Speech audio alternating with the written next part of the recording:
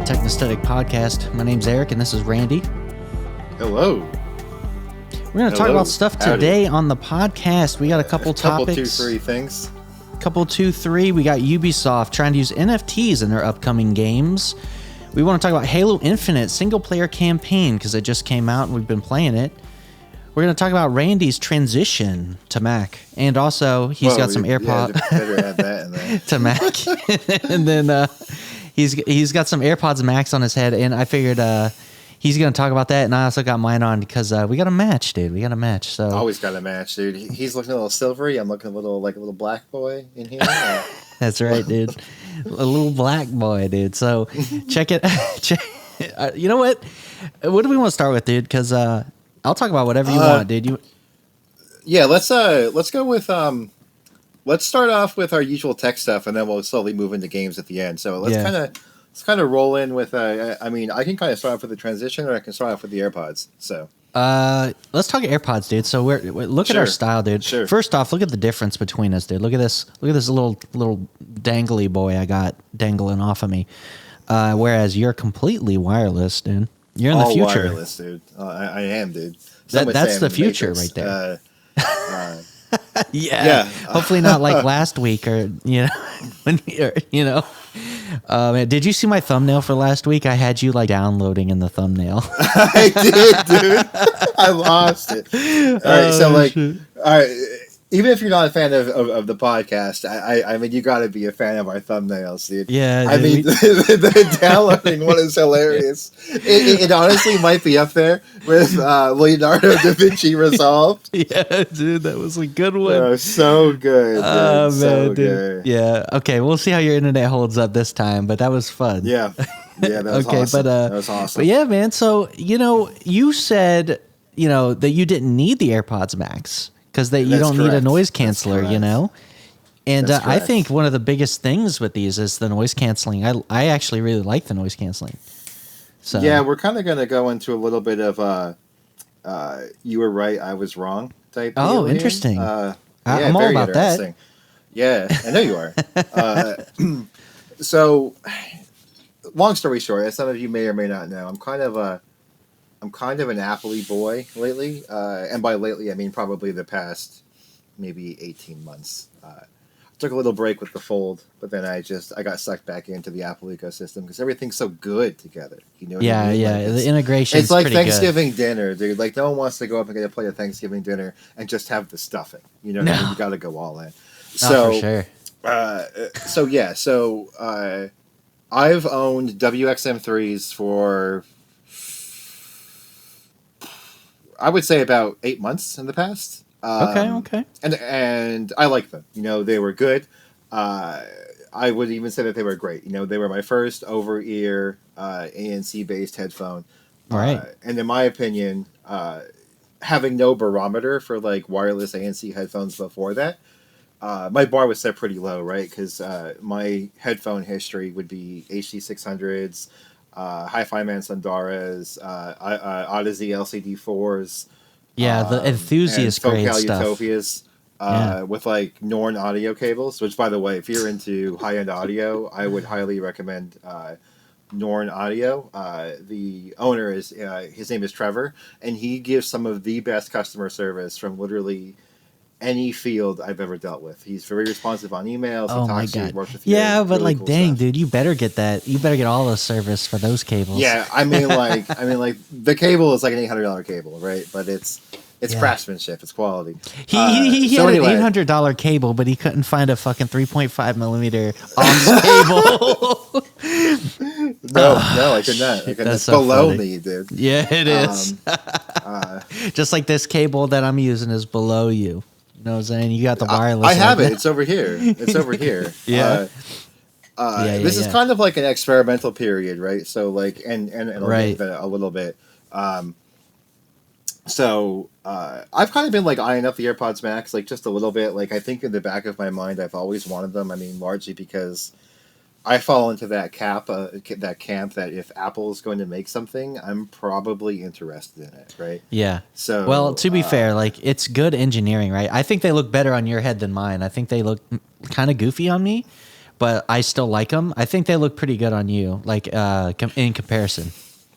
So Like just so style if looks, but oh well, thanks, man. Thanks, yeah. man. I But they're think you good look pretty engineered, good with right? or without headphones and with or without Oh, clothes. oh, look at that, dude. Look at that. But yeah, I don't know. I wish I Yeah. would have got the space grays, but I do like the look of these too. So I don't know. They're kind of cool in their own ways.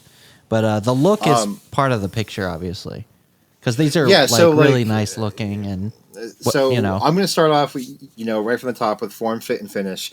I do want to give a shout out to the people over at Abyss headphones. And now Okay. again, they generally make a higher end headphone. Their Abyss Phi line is the one that kind of looks like it's like Frankenstein's helmet, but they're $5,000 headphones. Like that's the Wow. realm they play in.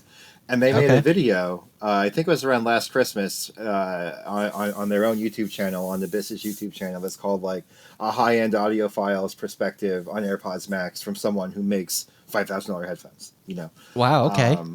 And what's really interesting is they had this one guy on there who you can very clearly tell that this guy is a bright engineer, right? So like he immediately looks at the AirPods Max, and then he immediately looks at how the design is, and he says that this was definitely designed in such a way that they could cast them easily. Okay. Interesting. Like he approaches it from like a total like Engineering okay, perspective, or right? Like why did Apple make the design choices they made? And it's really interesting. And as a company that doesn't that makes that line of headphone, they're not going to say, "Oh my God, these sound on par with ours," but they thought Apple released a very, very good product for the price point. yeah. Okay. So I just want to get that out of there in case anyone's looking for like a really unique take on AirPods Max. I think that's a cool video to watch. Nice. So I think that my AirPods Max like journey started when they first came out. I was like, oh, like I want these, but it was like, do I have a use for them? And at the time, I had a hard time finding an answer to that.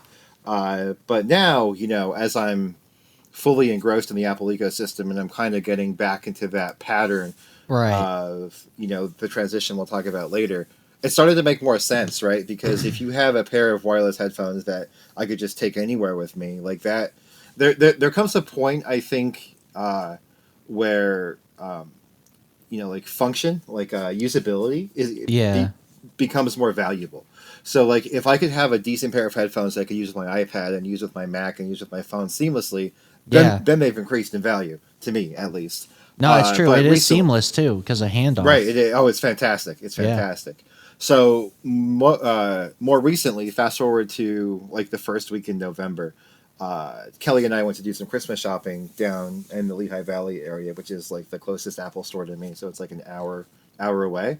And I mean, first off, it's hard for anyone, I think, to walk into an Apple store and not want to buy something, right? Like that store is just it's just laid out so perfectly, right? Yeah, like it's just a really nice experience. And then there was this whole wall of just AirPods Max. Yeah. And it was my first time seeing them in person, like actually seeing them and feeling them and holding them in my hands. Because like if anyone here is not like a super big Apple fan or has ever not been in an Apple store, like nothing is tethered, nothing is tied down, nothing has "Don't Steal Me" tags on it. Even their phones, like you could pick up their phone right off the table and put it in your pocket, see how it feels. There's no anti-security, anti-tamper measures on anything in the store, and that's interesting. That's a pretty cool experience. I mean, I maybe you can chime in and tell me if yours is different in your area.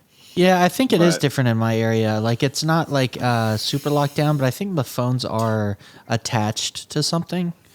So in my area, how mine are is they're like standing on a lightning dock, but you can just pick them up off the lightning dock and just put them back down. I don't know. I don't remember, so I can't give you the exact. Because like I don't go in there unless I know I got to buy something. Because if I go in there, dude, I'm gonna walk out with something like you said. So yeah. So like actually, dude, I did just that. So below my camera right now, you guys can't see it, is one of the new Blue Boy HomePod minis on my desk. Yeah, nice. And I'm probably going to pick up a second one. Okay.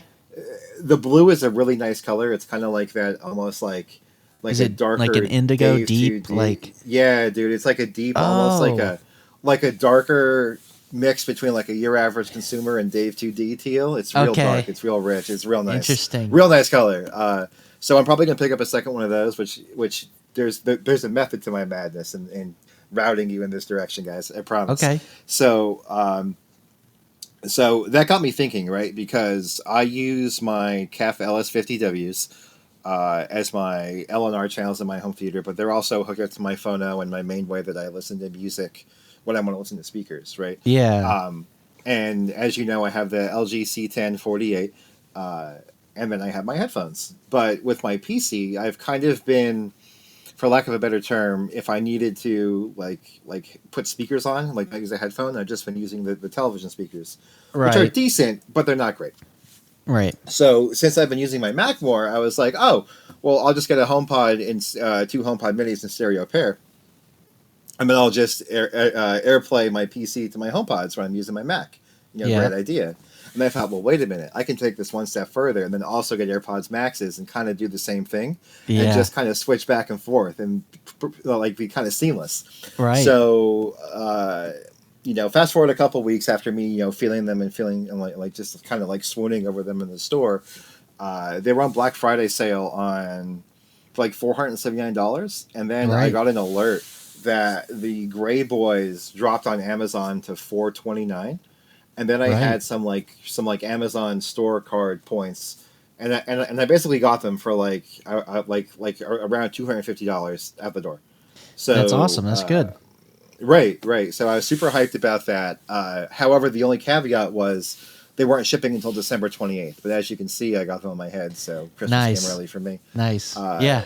So I will say though, initial impressions. Build quality, solid. It's exactly what you would expect from an Apple product. Yeah. The band is way more comfortable than I thought it was. So I do want to point out something that a lot of people mention in their reviews that I don't think is a big deal. Yeah. They bring up the point that they're 395 grams and they're heavy. Okay. I mean, guys, like if you get into really high-end audio, like those Abysses or like LCD4s or LCD5s, they're like 575 grams. Oh my like God. They're basically just 2 speakers with a bar on your head. So these feel light to me. You know what I'm saying? Like that's what it is. These feel light to me. So that's so funny, dude. Because wasn't that one of your criticisms with the LCD4s or the the LCD4s 2s or whatever you had?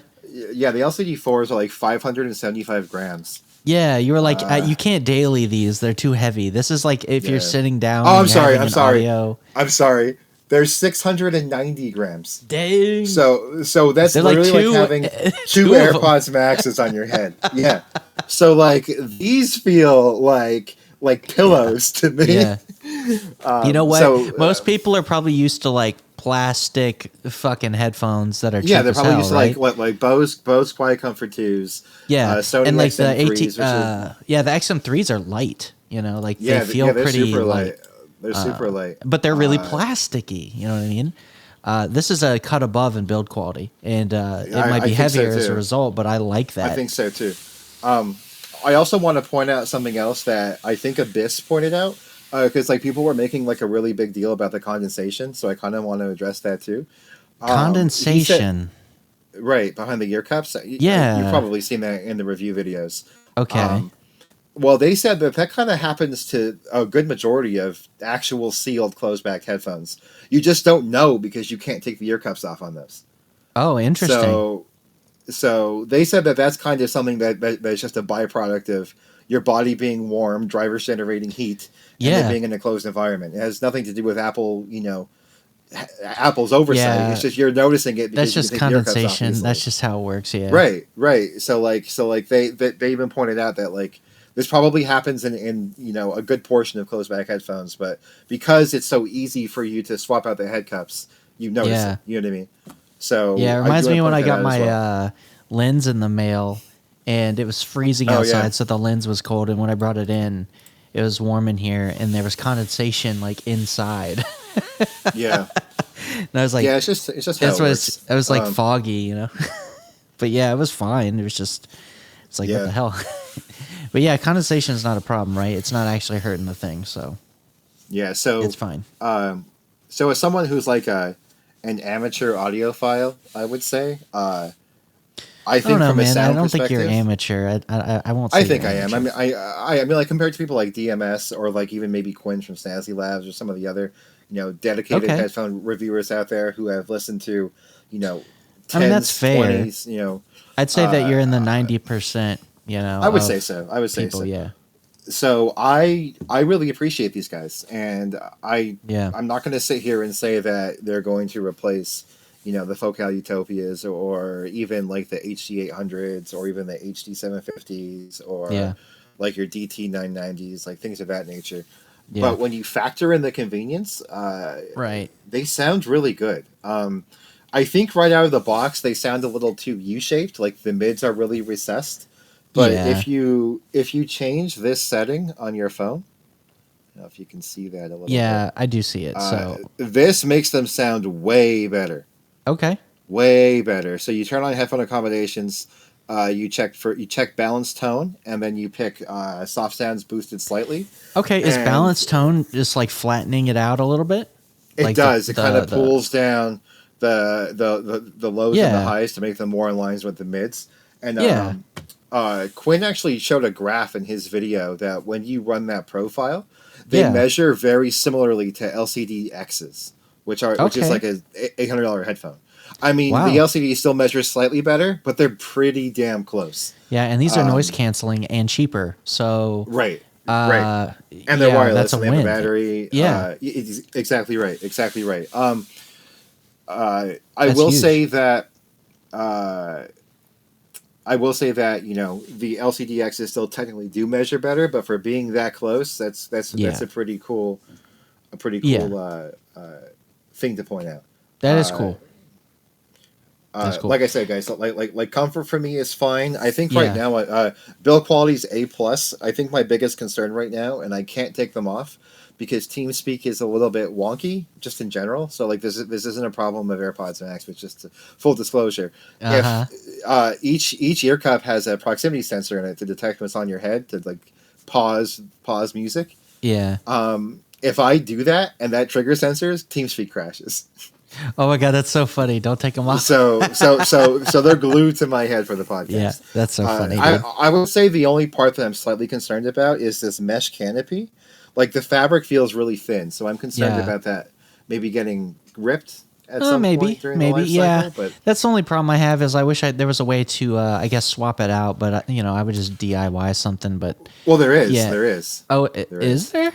Oh, Yeah, interesting. so- I know so the if you ear take cups. off- Bro, these things are actually kind of engineered very well in terms of replaceability and repairability for Apple. So Oh, if you pop off the ear cups, again, I can't do it. yeah. There's a little hole there that you stick a SIM ejector tool into, and it detaches the speaker from the yoke. Oh, interesting.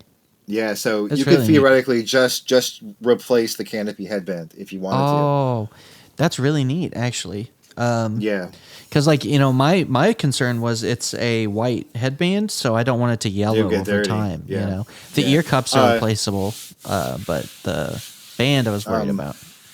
I bought Apple Care on them because it was $60. It seemed like a good idea with something Yeah. I'm probably going to be taking with me a lot of places. I'm very picky with where I spend Apple Care dollars. iPhone, no. Watch, yes. AirPods Max, yes. AirPods, no. MacBook, yes. iPad, yes. Okay, And Apple interesting. TV, no. That's kind of where I'm at. Okay, interesting. I'm surprised yeah. the iPhone isn't a yes. That's the no. But The it must be iPhone's a because no you because- swap it out so much, like yearly. Right. Upgrades. So that definitely plays into it. Like I do swap it out yearly. Yeah. But I also use this Apple case and a screen protector. So Okay, like yeah. I don't It's really gonna have a be case fine. for my other stuff. You know what Yeah. I'm saying? I don't use a So, screen protector. I'm surprised you do. Do you have I a did good it one? for the longest time. I do. I use the D brand Prism. Okay, interesting. And I was going to say I did it for the longest time. But the D brand Prism is kind of like my favorite one because it covers Face ID, so it doesn't give you that little weird U shape in the top that most screen protectors do. Yeah. And then if you use if you use Apple's like a silicone or leather case that has like that little bit of razivity, like Yeah. the screen protector goes to that edge and you kind of don't even realize there's one on there.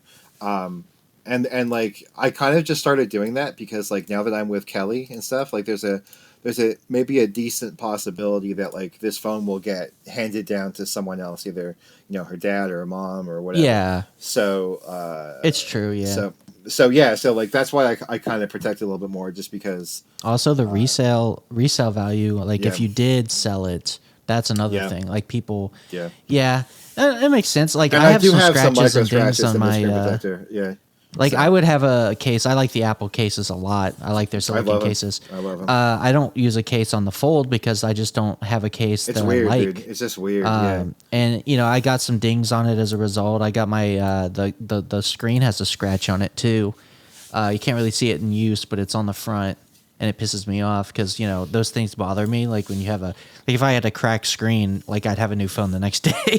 I'm the same way. I'm the same way. But like the inner screen's what matters the most on this, and it folds shut. But anyway, yeah, dude. So I'm glad those headphones are working for you, dude. I'm, I like mine a lot. I still use my Sundaras primarily, but I always put these on. Like whenever I we saw have the people, Sundaras too. I use them a lot. yeah, like so, like my neighbors, like they mow the lawn during like Monday, Tuesday when I'm working from home, and they have lawn care people, and they're loud as hell, and like so I put these on, and they save the day, So that and they do like the wireless and stuff like that. It's just nice. So it is nice. Yeah. I do want to touch on a few other things. One, I think for what they are, I think they're best in class. You know what I mean? Like if you're in the Apple ecosystem, especially, I think that, and I've heard Even if the you're not. XM3s, the XM4s, I've heard the Bose QC235s. Yeah. I haven't heard those Bang & Olufsen ones that people say are really good. But out of the ones I've heard, I think AirPods Max are definitely a cut above in literally every category, except for having a power button. Yeah, I know. actually, you have to put them in the case for that. Yeah. I want to ask you something because I'm not sure if it's just my case or if it's every case, but the lightning port on the case doesn't really line up right. So yeah, it's not perfect. It depends on the position of my headphones. I don't know if it's just my case or not. I think it might. I don't know. Like it's not always perfect. I can kind of shimmy it to where it's in the right spot. But Right. yeah, I know what you mean. Like sometimes it doesn't align perfectly, but it might be because of people having their band adjusted to different positions. Right, I was just say on the yoke, yeah. Because I noticed that you or you could not extend just give us this yours. case. Yeah, I know. I don't really love the case either. Do I send mine more or less than you? Yeah, I have mine like almost all the way like closed. I have a big head, dude. Retracted. Fat head. Yeah, you got a big noggin, so you got to extend them, dude. So it might be part of the alignment problem, but I don't know. It's probably it's about the that same. could be it. It's not that big a deal. And then, lastly, I wanted to touch on the spatial audio features because I think they're I kind of haven't, something that's unique. It's unique I haven't to tried the it, dude. system, right? Okay, so that's interesting then, because I think it's a huge selling point. Interesting. Well, see, it only works with some devices. So, like, in some supported, I guess, like you have to be watching a movie that, like, how do you use it? I don't even know. Sure. So basically, any movie that has Dolby Atmos will work. Yeah. Okay. However, Apple Music has like this spatial audio Dolby Atmos music tracks. Yeah. Where they're slowly converting portions of their library to actually be mastered in Dolby Atmos essentially, and some tracks, it is like magic, dude. Like it honestly sounds. Goofy. I want to believe you, but I don't think now, Atmos in music is going to get mainstream appeal. Now, the majority of the tracks, in my opinion, sound worse. Interesting. Yeah, and it's interesting, right? So, like, I did try to find some correlations here.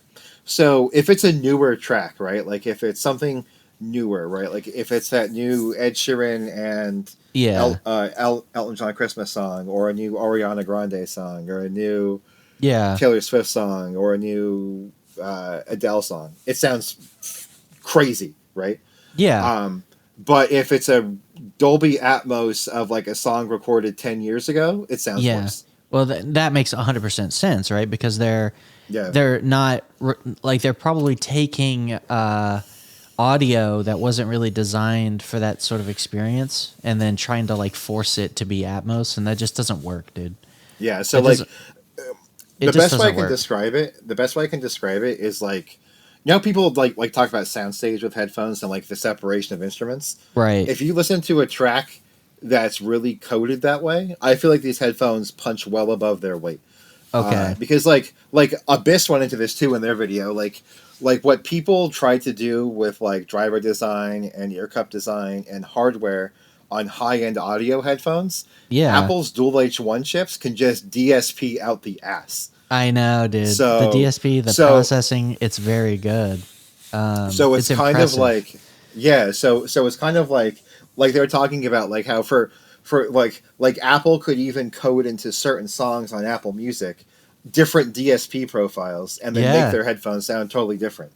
that's So true. that's like one thing that they pushed that they made mention of in the Yeah. Abyss review is that uh, from a DSP game, like they're probably best in class because they have dual H1 chips. Imagine being able to like almost like your GPU has like NVIDIA profiles per game. Imagine if they Yeah, did that per song. They know their hardware, right? So they could like right, tune right. it for each of their devices. So they'd be like, okay, this is the sound experience we want you to have for this song on the AirPods Right. Max. That's cool. Exactly right. So like that's kind of the path they went down to, right? Where like they can basically push certain Yeah. DSP for like specific albums, and like Yeah. no other headphone will be able to do that. No. That's really neat. I think that's a cool thing, Yeah, you know, because a lot of people like, yeah, no one's doing that. You can EQ songs, but like not like, why would you want to yeah, do? You know, that's another level. yeah. Like So I mean, just to give you an idea, like I found myself listening to yeah, songs and music and genres that I don't like just because it sounded so good. yeah, Uh, yeah. Positional audio is cool. Like I really love it. it's really neat. It's neat. You know, obviously I like surround sound and stuff, and being able to move your head and stuff. I think that's kind of a neat thing. Does Apple TV support? If you had your AirPods Max, does it support it with Atmos movies? Because So that's where I would so actually want to use these. the long answer is, I'm sorry. The short answer is yes. However, you need an Apple TV 4K or better.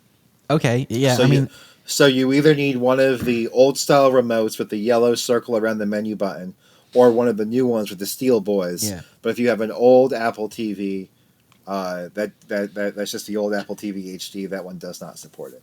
yeah. We have the new ones, so that'd Yeah. be a Then yeah, neat it supports thing it to for your phone. try. Because like that's the only like I don't see myself even though the MacBook Pro displays are great, like they're not really a movie watching experience for me. But like if I could sit Yeah. on my couch and have these like paired to my Apple TV, like and then have Atmos experience, like that's cool as hell.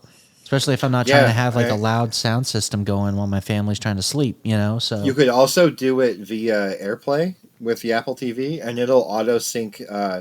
It'll do auto delay yeah, sync for you as well. So yeah, that's what I would do is the AirPlay. So I would AirPlay yeah, it to my yeah, to yeah, the to but the yeah, Max. it'll do Dolby Atmos. That's cool as hell. That's really cool.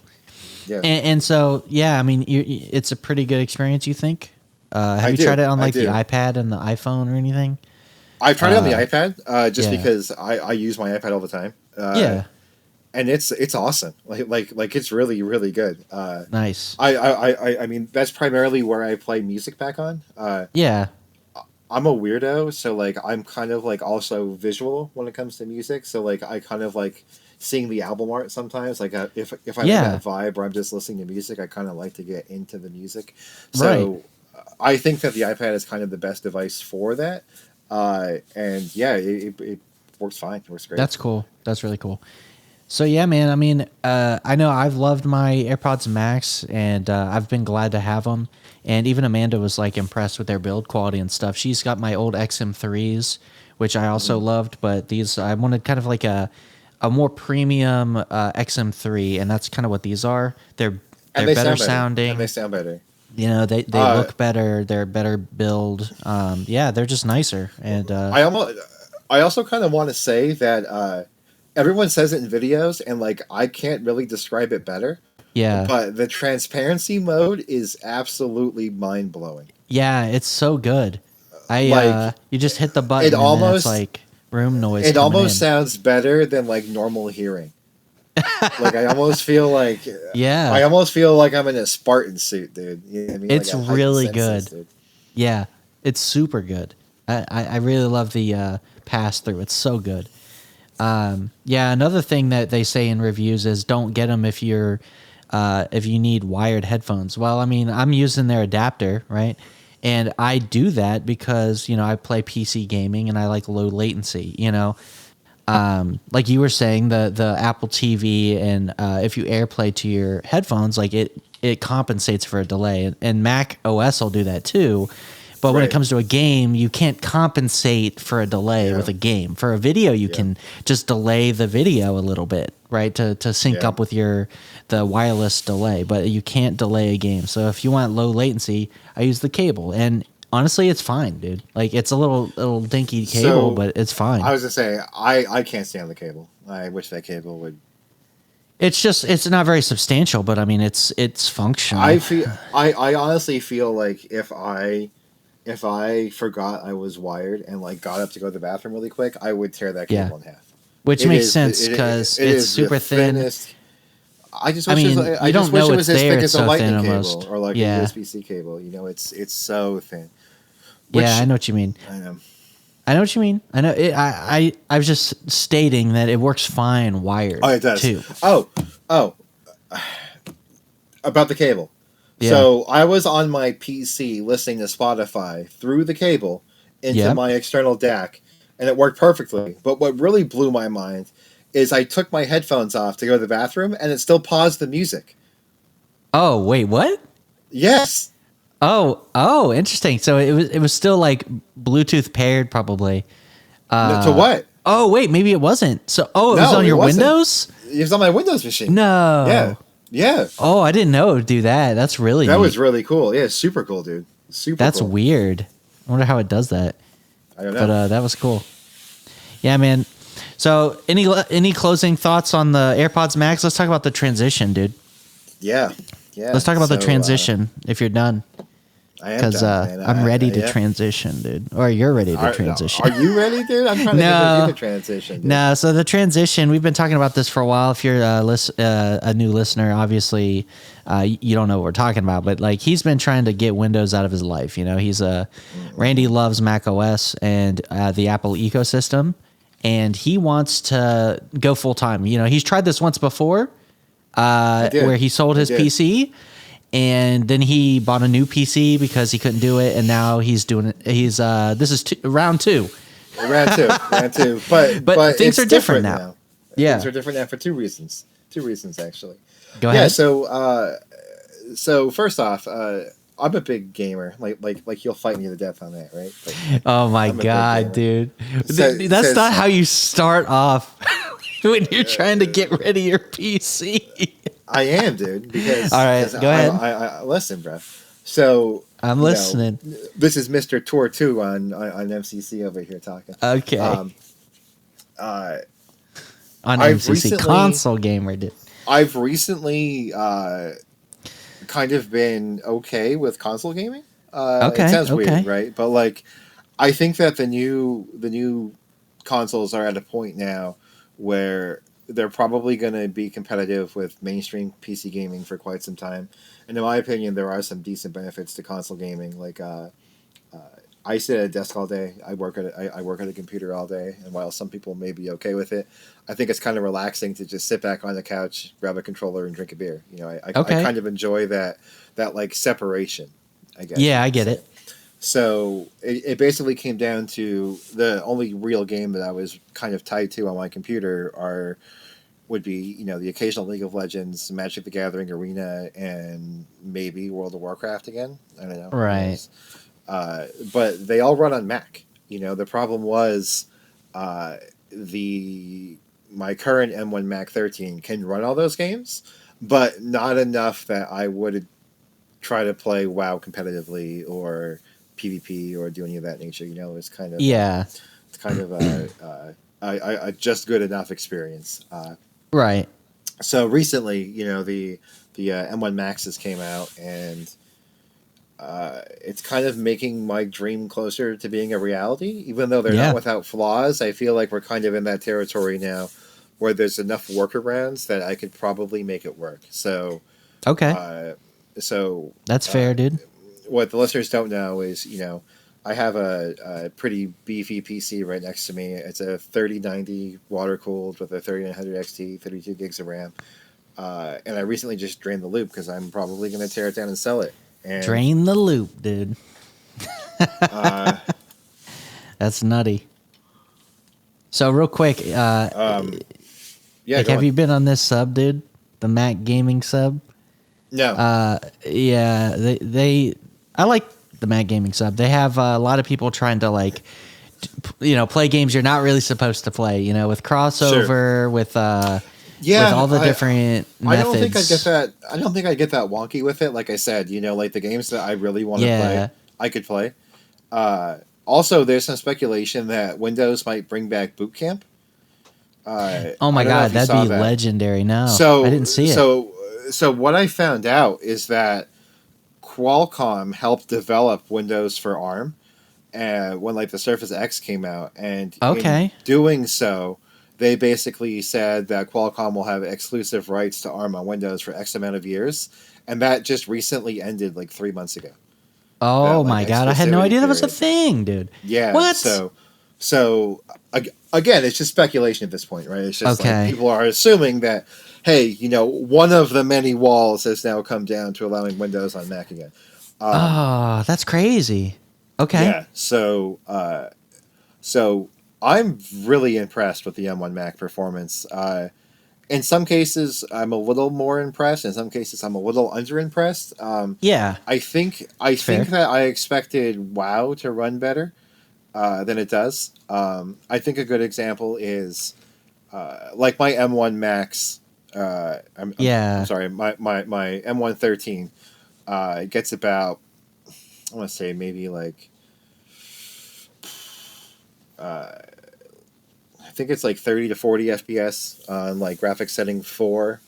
Okay. On my ultra wide monitor, whereas the M1 Max gets about, depending on the zone I'm in, 60 to 120 on the same external monitor.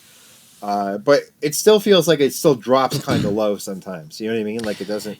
So what do you think the bottleneck is as far as the performance on the M1 weird. Max? It's weird, right? So it's only in certain areas. The which, I mean, it's an MMO, right? So bad, right? The curing area is just bad. The curing area on my M1 Mac is 17 FPS, and then on the M1 Max it's 55. That's a pretty substantial improvement. It is. But when you think about the M1 has what, 4 GPU cores? Is it 4? What, the M1?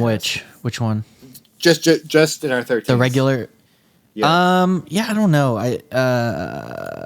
Let me see if I can. M1 GPU cores. I thought it was 4 high performance, 4 efficiency. Yeah, I think it's an 8-core GPU. Unless you have they have a 7-core GPU. Oh, okay. It's a 8-core GPU because the lower one has the 7-core. I remember that. Correct. So going from 8 to 32, I guess I expected a little bit more, but I know what you're saying, but that's still pretty beefy, dude. That's still pretty big. That's a big beefy jump. Where you see it though is everywhere else. I kind of wanted to have this discussion with you, but I wanted to wait so we could have it organically and not what about the performance or what? Yeah, so I don't know what you're doing, but my timeline performance has been absolutely insano, dude. I don't know if it's the footage I have versus the footage you have from your camera, but what's your what codec you running? Are you editing the raw or what? No, you're not doing 8K raw. You're doing footage. So what I've really using the hard C-Log is 3 Right, so my M1 Max is for work, so I use it just for when I'm doing video stuff, and I think the C70s right now are doing HEVC output 422 10-bit 4K C-Log 3. Okay. And dude, I mean, I had like 3 video feeds with HEVC though isn't like the is that accelerated like on the media yeah, engine? it is. So that makes a big deal, But right? yeah, Because like that's important, right? Like yeah, that's part of the bonus. You know what I mean? Like well I you can need do to that. use footage that's like accelerated, right, with the Apple's media engine, Yeah, and but I could shoot 4K that on my R5. You know what I mean? yeah. So it's So like, as long as and like you're the like footage looks good. yeah, because I don't know what footage that my A1 spits out, but it doesn't feel like as smooth until I Mid optimize process. my media to ProRes. So, So but ProRes is so good. You know what I mean? Like that's why I wanted to get the Atomos Ninja because I was like, if I you can can, record I ProRes don't think natively. the Yeah. does the the Ninja does ProRes. It just doesn't do ProRes RAW. It'll do like Right. It does ProRes natively. 422 or whatever, Yeah. 10-bit, Yeah. which Does the 5 Plus do ProRes raw? Maybe, I don't know. Who knows? I don't know either. I know that the Atomos Ninja 5 Plus does raw recording, but it's like H.265 or something, Yeah. which I don't think is nearly as accelerated. So a lot of people are converting their H.265 raw to it's like a what is it, ProRes 444 12-bit, Yeah, like and that's that accelerated. HQ or whatever. Yeah. Yeah. So and that's pretty much Or raw, XQ. like pretty much raw. So if you do that, like you're fine. But like yeah, the Kind of performance a is like sidebar, man. yeah, I think I think Apple is taking over the video industry altogether. Like the right. new Mavic 3 Cine, that Yeah. records natively in ProRes exclusively, and Yeah. that's a big feature of that. Like people are really Yeah. excited about that. So Yeah. like it's very interesting to me to see just how dominant Apple is becoming in the video space. It's And you true. know, I think they're doing it right. I think that they're attacking it from the point of we have the best codec in the game. You know what I Yeah. mean? So like, Yeah, it's sort of like you'll see a lot of people. If you're in the video industry, a lot of people, especially unless you're like building big feature films, even if you are, you're probably in some way using Apple's ProRes. ecosystem, right? Yeah. But like, yeah, any YouTuber out there that does like serious video is going to be on a Mac, probably, in some respect. At least I see Yeah. it kind of dominating the space. Like, not everybody's doing it. I don't know if, yeah, I'm pretty sure like Quinn and them do. I know I'm Linus pretty is sure- really holding out, right? Like their a I Premiere was gonna shop. say, I'm pretty sure that like if you're just have a stiff Tootsie Roll for Premiere, you're probably Yeah. on the Mac. Yeah. Unless you're a Premiere, like unless you're into Premiere, you're on a Mac probably. Yeah. In some respects. I know that Peter McKinnon uses Premiere, but he's on a Mac too. So Yeah, naturally. but I mean, you don't have to be like Premiere. I don't Right. like Premiere, so you know I've been anti-Premiere for a hot minute now, just because I don't like Creative Cloud. sub fee. Yeah, I'm not a sub person, so like you know I'm kind of a dom person. You know what I'm saying? Not a sub, so I gotta go with that DaVinci Resolve, and Resolve is sick, dude. Because It's really yeah, good. It's Leonardo da fantastic. Vinci Resolve is good. It's got fantastic. Mac, Windows, Linux support. It's just it's good. And you know, honestly, it receives all the benefits that you would get like if you were running Final Cut Pro on the Yeah. Mac. Like the Resolve performance on the Mac, the M1 Max is ridiculous very because good. It's very good. it you know you can use Apple ProRes codecs within it. The only thing you can't use is ProRes RAW, but we're not using ProRes RAW yet. Right, And it's really like I think the reason DaVinci or Blackmagic hasn't added it to Resolve is they have competing codecs, right? Like they have Blackmagic RAW, so they probably are being resistant to implementing ProRes And RAW. But competition. yeah, so they need to though because I agree. you know, a lot of places are, you know, if they're going to compete with Final Cut, they need to support those codecs. So yeah, just so like adding multiple video feeds and then adding color grading with multiple serial nodes and Yeah. qualifying layers. Which, by the way, I think I showed you the video that I've been using an HSL layer because I keep forgetting to switch the television to Warm 2. Okay, yeah. And like it works out better because like if their hand passes in front of it, it doesn't change the hand. You know what I mean? Oh, wow. Okay. Interesting. Right, because their that's hand genius. is in that, right, dude? Right? Dang, dude. Why are you so smart, dude? Dude, I picked it up from that one video you made me watch. It was a good video. The qualifying is tight. I watched like 8 of his videos, so I forget which one I picked it up from, but it was the same guy. Yeah. So good videos. So I use an HSL qualifier on the screen now. It doesn't matter what goes in front of it; it'll mask around it. That's amazing. I love it. Fantastic, dude. So anyway, usually if I would do that on like my 13 M1 Mac or my desktop, even like playback would suffer maybe a little bit. Like the voice or the audio would be slightly behind, or the space bar, the start stop wouldn't be instant, or playback will be a little bit stuttery. Like, dude, this was like I was watching like a 720p video in like MPEG-4 format. Like it was so smooth. Like literally, like playing that back. I was running iStatMon, and like the wattage draw was like 16 watts only. Yeah, and fantastic. Man, like if I do this on my 13 M1, like this would not be a good experience. Like it wouldn't be a bad experience. Like I would get the job done, but like it was literally seamless. Yeah, it was it's really like it's the power of dedicated hardware media engine, right? Yeah, being crazy. able to have hardware for these codecs. If you're a video editor, like Apple's media engine is ridiculous. I think that DaVinci Resolve video editing is just going to be busted on the M1 Max, so that's no reason to keep a desktop. You know what I mean? The only reason to keep a desktop might be for gaming, but like you said, for the games that you play, you're pretty much good.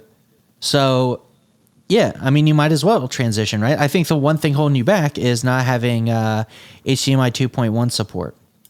Is that one of the things that's kind of like you'll deal with it, but kind of wish you had it. So, because like if you guys don't know, if you're a listener and you don't really follow HDMI and everything, the standards, the big draw is being able to do 4K 120 hertz, VRR, and also HDR and everything. So you get like basically all the technologies you'd want out of HDMI 2.1. And the Pro Max MacBook Pros only have HDMI 2.0 ports, and every Thunderbolt adapter you use that has HDMI, it just for whatever reason it won't work. So that's the big negative. But I think that you could get by with 60 hertz, dude. I don't think you need 120. Well, I want to get into that. So like I'm kind of going over the pros, and then that's one of the cons I want to go into. Yeah. So I'm just kind of going down my list. Go ahead. Again, this was a.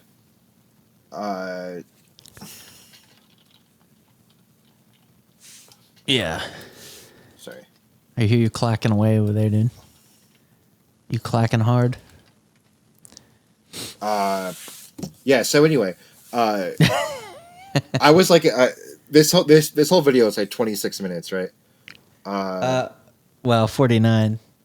No, I'm talking about the video I was making on the M1 Max. Oh, and, so you were making a video. So did you pull it up or what?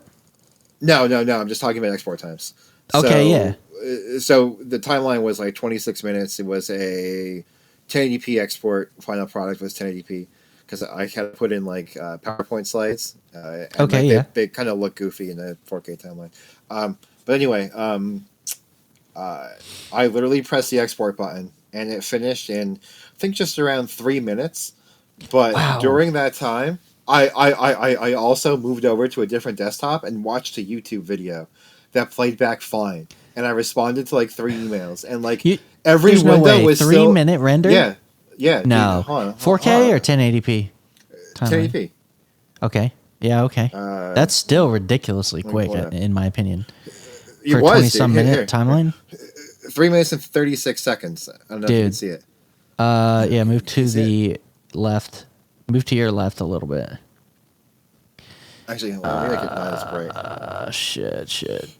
It's all good. Glare, dude. Okay. Yeah. Okay. Yeah, That's cool. Yeah, yeah. And I was literally using my computer like nothing The was whole going time. on in the background. Yeah. Yeah, yeah. Yeah. Like That's amazing. I and mean, it's that's funny the because power like, of having dedicated hardware for encoding, right? Is like and it's your hilarious CPU and because GPU are like available, dude. Like for the most part, like they're being used for things during the encoding, but like the most of the encoding is happening with the media engine. So that's cool as yeah, hell. yeah, and like you know better than anyone. Like, how many times have you and I been talking, and like I'm importing photos, and I just turn into a robot, and my computer locks out. Oh yeah, You that's know what I true. mean? Like, Windows, like like, yeah, dude. yeah, The when you scheduler in can Windows is break, bad, dude. yeah, because you can definitely break Windows. Like if you hammer hard on something, like it's Yeah, weird because like we have crazy like AMD, like a ton of cores and threads, and somehow we can still lock it up. Like all the what? time, all That the doesn't time. make any Yeah, sense, dude. So yeah, yeah, the scheduler, it's got to be a Windows scheduler like issue. yeah, But that shouldn't even be possible if you have like there's a bottleneck that's like happening on yeah. Windows whenever It's that almost happens like that you're I'm gonna sound like a saturating. network node. I'm gonna sound like a network nerd, but like it's almost like Windows has no SQM. I Yeah, don't know. dude. I don't know what it is, dude. It's kind of so yeah. I applaud you for trying to do the transition, dude. I want to see. I want to see the results, dude. He's selling his RTX 3090. He's doing all kinds of stuff. So getting rid of his whole rig. So that's nuts. So I commend you for Yeah, that, dude. so I think what I wanted to add next was I think kind of during our like last little podcast session, I had mentioned that like I wasn't sure if I'd be able to do it after trying it out. Yeah, Uh, so these are the downsides that like I discovered so far, yeah. uh, and I kind of wanted to touch on them just briefly because I did change my mind about one of them, and the first one that I did change my mind about was battery life. So in So what way? What's up? yeah, so Because the battery so life, like you're talking about what on the new ones? on the new ones, yeah, Okay, so the 16 M1 Max, right? yeah, Is the yeah. So context you essentially, have? right. So I have a 16 M1 Max, 32 core, full fat chip, Yep. and in like a really graphic intensive game, it is basically like a Windows laptop. Yep. Um, Makes sense. uh, It's been so my experience. and I'm going to use that term very loosely because literally the performance unplugged is the same as plugged in, which is insane. Okay. It's insane world. Like if you get 120 FPS in a video game, you were going to get that plugged in or unplugged on battery. That is Yep. mind blowing to me. I love it. So unplugged, my 13 M1 Mac will probably get about maybe 3 hours on WoW, whereas the 16 will get a little over one in my testing. Yeah. Uh, It doesn't that's the thing about the M1 Max. It's weird because like even if you're not using those resources, I mean, granted if you're playing WoW you are, but like even if you're not though, like you're just doing a web browsing, watching a video, it's still going to consume a lot more than like just the base M1, which is crazy. well, well, that's kind of where I'm getting at. That's kind of where I'm getting at. I don't think it Okay, does. okay. I don't think it does. So, Oh, interesting, dude. Hot so take. it is a hot take. So again, I was running iStatMon, and there are some differences that come into play here. So Okay. the difference is that Hard evidence. what I believe is you have a give and take. Okay, so Okay. you have a larger battery in the 16, and you have a larger screen, but the screen is also mini LED, and it's ProMotion. So you have a more efficient screen technology on two fronts, right? Okay. And you have a bigger battery, Yeah, but that's true. you have a more power hungry processor. So I think that under normal tasks, I probably feel that the normal M1 probably doesn't use all four efficiency cores. It probably uses two a lot. Um, Okay. because in my findings, I'm a big nerd, as you probably everyone can probably guess. I play Yeah. Magic the Gathering Arena a lot. Huge nerd, dude. The biggest nerd. Magic, I could play Magic the Gathering Arena longer on the 16 than I can on the 13. Oh, Unequivocally, well, without question, without I, question. I, I really think it's that huge battery, dude. It is, but like, I think the battery. I think it is drawing more, but you just have so much battery that the odds are in your favor. I don't think I have the 14, dude. Like, I feel like for me, the ratio is different to where, I have a larger battery than my 13 in the 14, but my draw is more. So right. I have a net, like, less battery life as a result. Whereas, like, if you go up to the 16, now you have enough battery that you just have net gains on battery life if you're doing casual stuff. So I edited that full video on battery, and that was about a 4.5, 5 hour export, and I don't forget what it was left, but I literally did DaVinci Resolve unplugged for almost a full workday. That's awesome. So that made me kind of revisit it and think, well, maybe for, like, the tasks that I would be using it for more frequently, it's kind of the same. Yeah. Now, for you, it might be all right. The 16, as far as battery life is concerned, like I don't think you really lose anything. The only thing you might lose is now you have a 16-inch versus a 13, and it's not as portable. Which, if you care about that in your laptop, I do. So, like, I'm with you. I'm with you right there on the size, but I also blame you for wanting the 16 on two reasons. One, I didn't really do a whole lot of video until you but the 16, I don't mind working off Resolve on the 16. I hate working off Resolve on the 13. Okay. Interesting. Yeah, the 13, I don't know. I felt like it did Resolve. The screen is not. The screen is what makes Resolve bad on the 13. It's just not enough screen real estate. Right.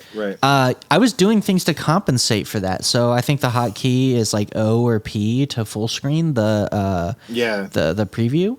And I would frequently do that. I know Command F does that too. So I don't know if there's a quicker one, but I just use Command F. But like that would help me a lot, right? Is that way I can look at the image and not have it like in a little tiny window. But I do that on the 14. On the 16, it would be just that much better. You'd have all that. If I was doing serious work for any extended period and I didn't have an external monitor, it was going to be on the laptop's display, then I would do the 16. But like if I'm just chilling on the couch, that might be better to have like 14. A 13 or 14. Yeah, no, I don't disagree with you, but as someone who's trying to make this their main device. Yeah. And honestly, I use my laptop at work for the most part, but like I use it on the couch at home casually. Sure. And like in that scenario, like a MacBook Air would be ideal, but then at work, like the 16 would be ideal, right? But I'm not going to own both. You know what I mean? That's why it might be ideal to, in your case, have like the iMac Pro when they come with it, and then have an auxiliary laptop that would be like the Air or the 13 Pro. I'm kind of going back and forth with that. Mm-hmm. So like the iMac Pro has its pros and cons, and like one of them obviously is cost, right? Mm-hmm. So, but I'm gonna kind of dive into that after my second issue. Okay. External display support on the M1 Max is not good. No, it's not. So I mentioned it earlier how the HDMI support isn't ideal. And then the Thunderbolt options aren't ideal either, as far as like supporting. Nothing is ideal. No, and it's really a software limitation. These dongles that we've bought support HDMI 2.1 output like 4K 120. So you're not getting it. So let me go down my list and tell you the only thing that I can get to work. Sure. And this might help some of our viewers out if they're kind of in the same boat. I have the Caltech TS3 Plus CalDigit TS3 Plus dock, which is the highest rated recommended Apple MacBook dock that I've found, and it's actually so high rated that Apple sells it on their own website. It's the only dock they sell. That apparently does Thunderbolt 3 Plus, whatever the hell that means. Yeah. And it has a dedicated display port on it. If I use that display port, I can't do 4K 60 HDR. Can't do it. Will not work. Yeah. It has a second. That sucks. It has a second Thunderbolt 3 pass through. Okay. So I tried a USB-C HDMI port. Didn't work. 4K 30 all day. Yeah. I tried a active Thunderbolt to USB dongle in the back of the CalDigit dock, and then an 8K HDMI cable. Didn't work. Dang, dude. I've tried a separate HDMI dock that's just like I think it's a Belkin one I have. That's okay.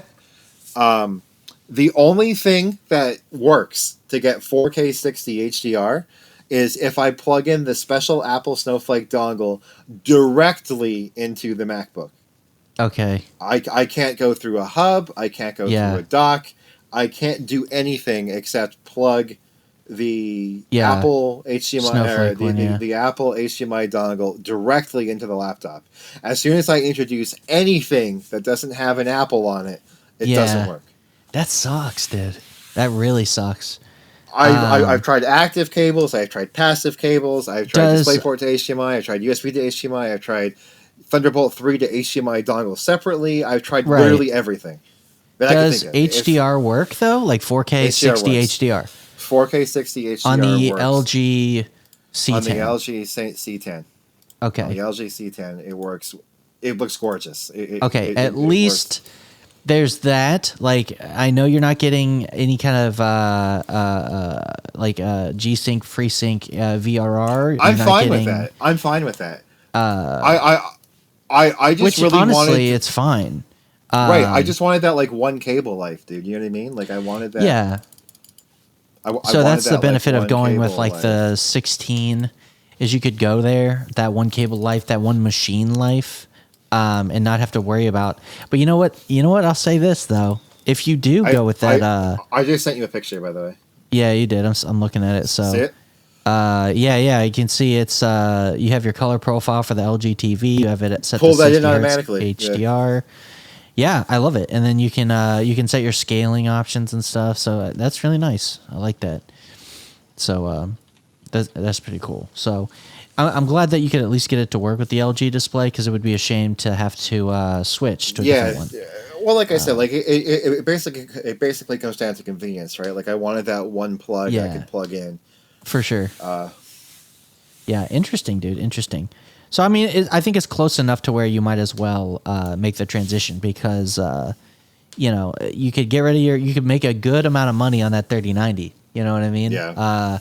Which can offset whatever costs you make up, well, honestly, dude, like I can't tell you the last time I turned my PC on. Like I said, the loop's been drained. I don't know the last time I turned it on. If New World was good, maybe, but New World wasn't good. So, right. So it's might as well stay on the Mac. I'll say this, dude. The only thing I think that might compel you is if that iMac has like that crazy new M1 Max like Plus or whatever they're doing. It would, but I can guarantee you it's going to be more expensive, which is fine, right? Maybe. But then I would also have to either keep my MacBook or buy a MacBook. Yeah. Yeah. Okay. Yeah. It'd be. I don't know, man. You could keep your 13. I could, but like my point is, right, like if I got the 16 M1 Max, I could sell the 13 as well. And just have the M1 Max. If you feel like the M1 Max is enough performance, then go for it, right? If Here's you feel kind like of what's also swaying me. Go ahead. So if I got the iMac Pro, like what do I do with the C10? Like I like the size of the C10. You know what I mean? Like, secondary monitor, dude. Secondary monitor. Yeah, no, dude, you know what you do? C10, dude. Put the C10 off to the side and then in DaVinci Resolve. That's my preview window? Yeah, that's your external monitor, dude. And then hook it up. Yeah, dude. That'd be nuts. Oh, man, you could really pixel peep with that as a secondary, but it'd be great, dude. I don't know, man. Hopefully this iMac has a good, nice, large display, maybe 6K, like Pro Display XDR level. It might be beautiful, dude. So I don't know. Like, don't hold your breath. You might freaking want it, once you see it. You might want it, but because you know what, I want to tell you, back in the past, before I like really got into gaming PCs, like really got into them, before I built like my mega, like I built in the Corsair 900D or whatever. I wanted a Mac, dude. I wanted an iMac because I just love the all-in-one, sexy, and honestly, the iMac displays were beautiful. They were like 1440p, beautiful panels that were just like gorgeous, you know. Yeah. So like, I was just gonna say, like, back in the day, like 2015. I'm talking like it's years ago. Yeah. Right? My mom bought an iMac 4K Retina, and that screen looked gorgeous. And funnily enough, I have that iMac now that's upstairs. It's just in the spare room. It just runs my Rune server. Nice. But like that screen still looks great. You know what I mean? I know, dude. You know, my biggest problem is I wish I could use it as an external display once the computer's kind of shit. Yeah. That was the only thing I kind of hoped for, but like it has a platter drive in it, so it's kind of slow. I know, yeah. But for just running a music server, it's fantastic. But like every time I like go to update it, I'm just in awe at how good the screen still looks. Yeah. Dude, all you do is you hook up an Elgato 4K to it, and and now it's your external display with a slight input latency. Yeah. But I just thought that was funny. Yeah. Yeah, dude. The new iMacs are probably gonna be busted. But anyway, dude, let's wrap up this topic. Unless you wanna bring it up to the next level. So your transition. I think I covered everything. Okay, cool, dude. So we'll talk more about that as you go further into the no Windows life, right? And all Apple ecosystem life. So we'll see if you are tempted, because I know you like to you're tempted every now and then to go back. So we'll see if you can hold to your commitments. The next topic, though. Let's save Halo Infinite for last, because I want to save the best for last. I want to talk about this Ubisoft trying to use NFTs in their upcoming games. So yeah, this is more on you, because I really don't know a lot about this. To be honest. Yeah, so do you know kind of in general what NFTs are? And I'm going to explain it to the audience. I know what NFTs are. I don't know what Ubisoft's role in it or gaming role in it is. So the idea behind the recent trend is NFTs are a way for you to own a digital product, right? It's kind of like putting a serial number on a digital item, and then through the blockchain and everything, it's a way for you to own something and have exclusive rights to something. So one example of this would be like digital art and stuff. You could be an owner of something, you know, and that's been a thing with NFTs is selling those sort of digital things to people. And then that kind of creates a scarcity, right? Because it's like maybe this is a one-of-a-kind item. And the way Ubisoft wants to utilize it is through like their they call it Ubisoft Quartz, and it's going to be included in like one of their new games. The idea is their new Ghost Recon game would support it, so it would make in-game cosmetics through NFT technology and the blockchain. You would own certain items and you'd be able to buy and sell them. So one thing that we already have that's very much like this, let me pull it up. Okay, so check this out. Community market on Steam. All right, think about this. We already have an equivalent thing to this, more or less, right? It works differently. NFTs are tied to the blockchain, which is sort of a decentralized way to track who owns what. The difference between an NFT solution versus what Steam does is it's a database, right? Steam hosts the database. The blockchain doesn't host the database, right?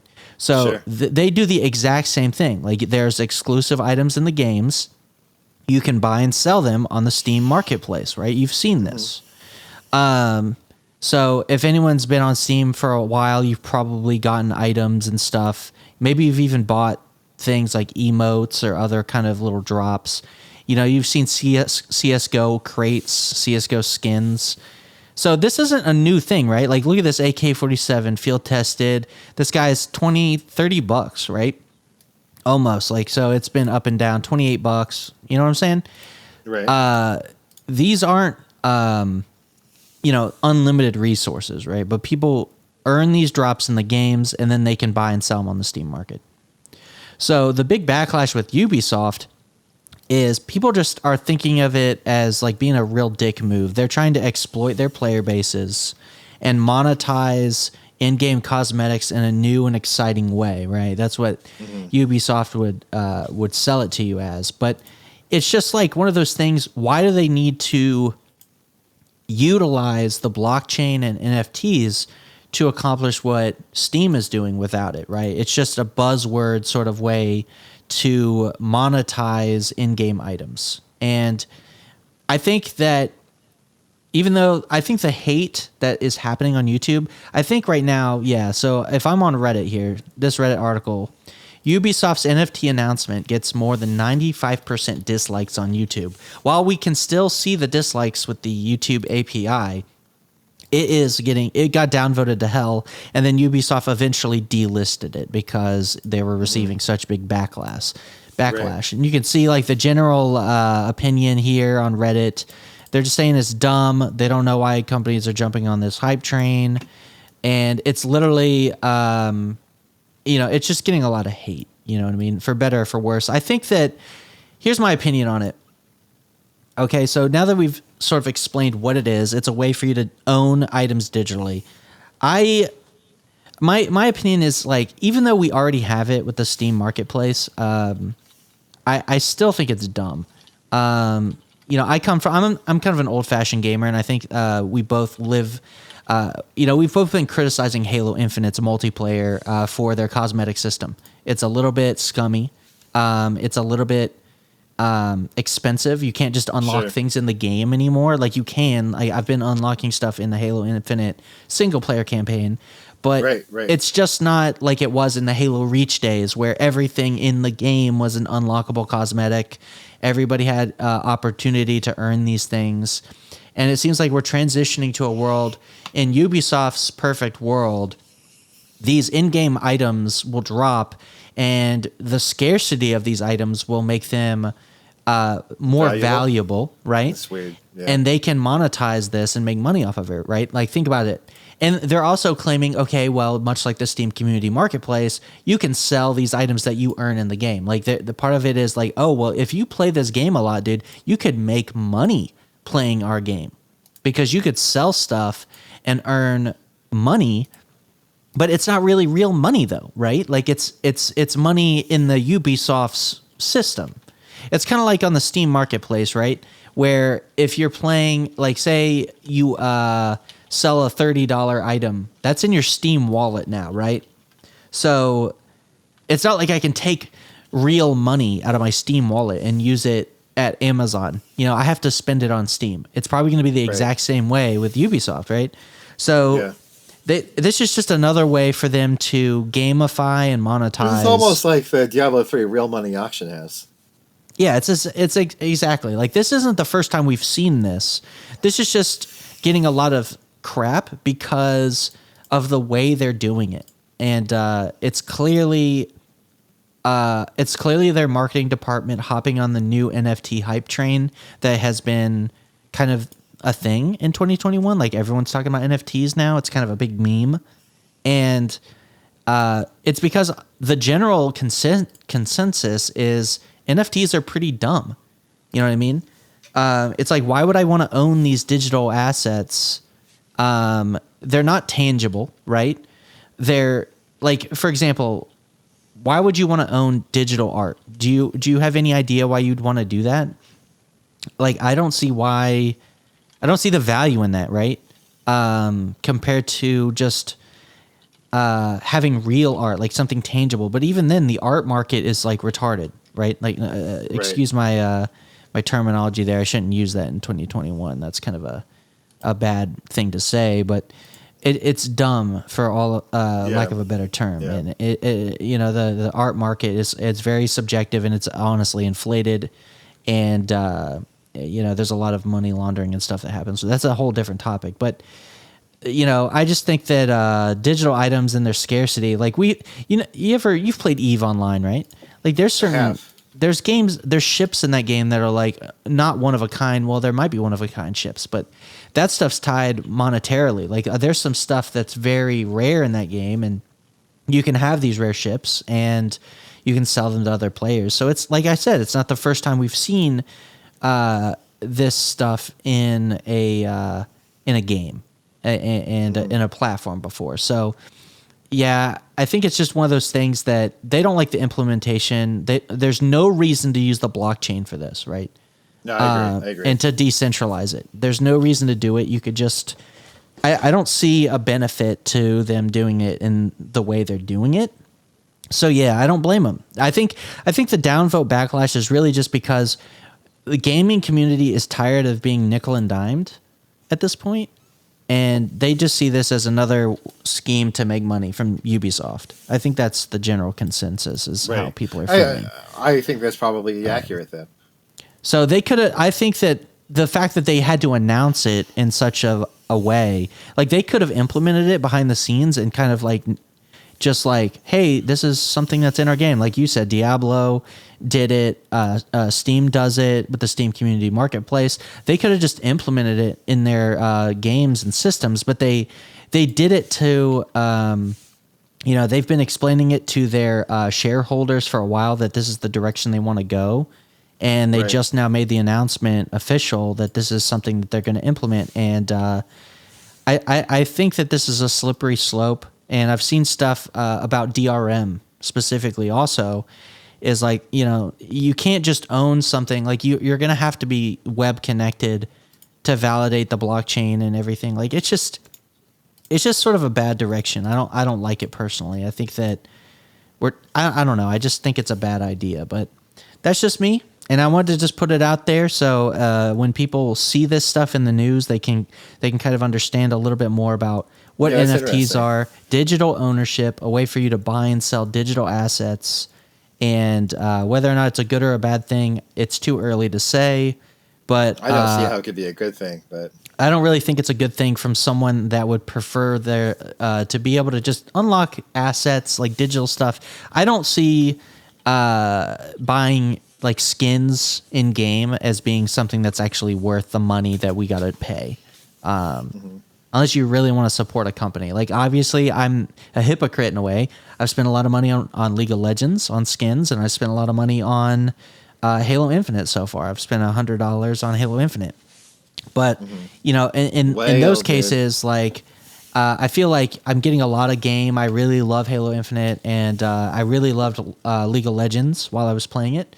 So to me, it was okay to spend that extra money because I felt like I was getting my money's worth out of the game and the fun I was having playing it. But realistically, not worth that money. So yeah, I don't like it either, but I just wanted to put it out there. How do you feel about NFTs, dude? Like just me explaining I'm it to against you. them. I'm against them. I mean, I don't know. Like the whole point of something being digital is it can be replicated easy, right? So like, yeah, that's what I see. Like the beauty of artificial the digital world we scarcity live is in. never a good thing, right? Right. Yeah, exactly. It's artificial scarcity. I don't like it. I think that one of the things I love about being in the digital age is like, dude, we can just copy and paste it. And yeah. I love that. I love. I just think it goes dumb. back to the old part that's like you wouldn't steal a car. I'm like, no, but if my boy Eric could copy my car, I would gladly let him do that. That's what I'm saying, dude. We just copy and paste, dude. We live in an era where Napster existed and like torrents and shit, dude. Like people don't give a fuck about this. Of course, it's getting downvoted to oblivion. This isn't consumer friendly. This isn't about consumers. This isn't about giving them cool features. This is about shareholders. This is about their bottom line. This is about making money. And that's why people are downvoting it. It's not about us anymore. But anyway, I want to move on, dude, to the main topic of the night, dude. Halo Infinite. Let's talk about it real quick. So single player campaign came out yesterday, and I played it probably for like 5 hours. I can't really check because Halo Infinite's one app, and I've already played the multiplayer for like 50 hours or plus. Sure. So I don't know exactly how long I played, but I'm pretty sure it's like 5 or 6 hours. So, and I got pretty far. I was playing on normal. How far did you get in the game, dude? How long did you play it? About 4 or 5 hours. I'm playing on heroic, and I don't want to give any spoilers, right? Yeah, just for listeners, we're not going to spoil anything. I've done, 2 main story missions on Zeta. Okay, yeah. So I have the threat sensor and stuff like that already. Okay. that helps you.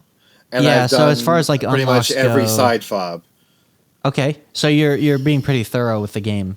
Yeah. More or less, I'm being thorough as well. I've gotten to the point where, as far as power ups go, I don't think that's a spoiler because it's the same multiplayer power ups. I've got the drop wall, and I just got the dash booster too. So I'm a little bit further along, I think. Let me just say, my first impressions are the story. I feel like it hit hard in the beginning. I really liked it. I kind of got emotional actually, because it was just like kind of good. Like, I felt like Halo 4 kind of highlighted a little bit of that like Spartan 2, like, we were abducted as a kid type of thing, like, and like the Halsey sort of stuff. And, I'm somebody that read Halo The Fall of Reach. So anytime they reference, the Spartan origin story and stuff, I kind of love that stuff. And I feel like they've really embraced their kind of extended universe and have given me a little bit of that story that I've been kind of dying for. And I don't know, man, I kind of loved it. The story stuff in the beginning. I don't know where we're going with the story, but I like it. I like it a lot. I do too. It's I'm kind of trying funny. very hard because like I want to talk about it. So we'll have to talk offline because like I don't want to give spoilers. Oh yeah, we'll talk about. We're not going to go into the spoiler territory. I just wanted to kind of say in general, the story to me, it's good, and it's funny. Do you feel like they kind of retconned like Halo 5 did? Because no, I'm not going to spoil it. I think certain things still occurred. Like they didn't really retcon it, but they're like, it's almost like, hey, you remember that Halo 5 stuff? Like, this stuff happened between Infinite and Halo 5. And I just didn't expect them to do that. I don't know. Well, no, with like Cortana specifically. So they go into at the end of Halo 5. Picked up right at the end of Halo 5 a little bit, right? Like, well, they explain it a little bit, but like at the end of Halo 5, Cortana was basically ruler of the galaxy. So spoiler if you haven't played Halo 5 yet, you should have. We're talking about Halo Infinite now. But she was kind of like in control. And then like things are a little bit different now. It's like I didn't really expect it. It didn't really pick right off. Like things have happened between that and like where we're at now. And I think that's pretty interesting where they've gone. I actually like it though. Because I feel like as a writer, it would be pretty hard to pick up the slack there and then to fix what so many of the fans disliked about Halo 5. And I feel like with the way they've done Infinite, I can kind of forgive Halo 5 because we're at Infinite now and it's good. You know what I mean? No, I agree. Like Infinite's kind of good. Yeah. So, dude, like the gameplay though, actually, before I get into the gameplay, I feel like the game runs kind of bad on PC. Can I just say that? I'm playing on Xbox. So. Are you? Yeah. So yeah, it's funny because like it was good up until I got to the point where you're in the open world. Then my frame rate went to like 40, 50. And I was like, oof. So you know what I had to do? I had to turn on the setting where it's like minimum frame rate 60. And it does like a dynamic resolution change. So I'm not like maybe pure 4K. But right.